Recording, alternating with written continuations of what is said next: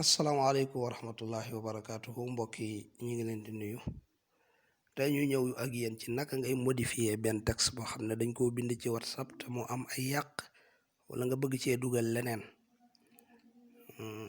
ñuy fàttali ne bokk na ci amaana nag bu nit bindee loo xam ne xëy na njuumte amu ci xëy na dangaa d'accordul ak moom rek nga bàyyil ko texte am noonu nga bañ koo modifier waaye comme sa texte bopp wala texte boo xam ne leer na la dafa am ay yàq ma indi benn texte boo xam ne ay yàq comme texte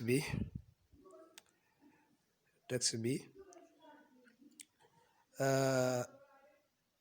fi mbind fa naharahul amiru amaama naasi fa qaala lahu l amiru fa qaalahu la bind léegi ma bëgg koo modifier da ngay bës texte bi da ngay bës nii bam bu la parce que soo ko nekkee di bindaat dafay jël temps na ma koy bës nii su ko defee ma dem ci ñett tomb yële ci kaw mu indil ma copier ko su ma copier ma ñëwaat fii ñu bind message tapé message ma tapé fi coller ko su ma coller bala may envoyer message bi ma ñëw ma yëg ba ci fi nga xam ne dafa am yàq comme fa qaala lahu ma def la lim taboon fa qaala lahu al amiru laa taqra illa ayatan dañ ko bind nii mais am na beneen bindin laa taqra illa ayatan waxida baada alfatiha fa qaraa fi rakaati l ula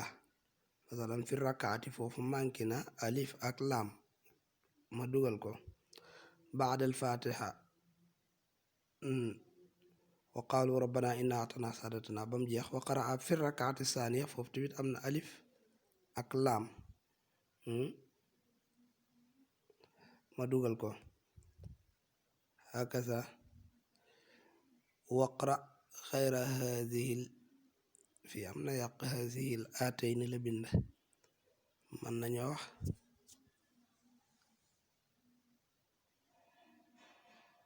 xëy na haataynil aayatayni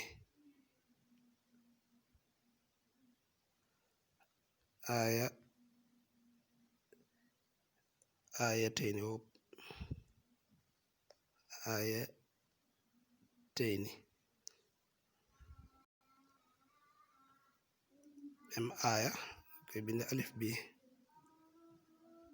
hakaza wassalaamu aleykum wa rahmatullahi wa barakaatu balaay boobu léegi ba pare da nga koy bës noonu si texte bi dem balaay boobu ñu leen di ñaan ngeen ñëw ci seen chaîne bi di Wolof Fall TV ngeen abonné ci foofu wassalaamu aleykum wa rahmatullahi wa barakaatuhu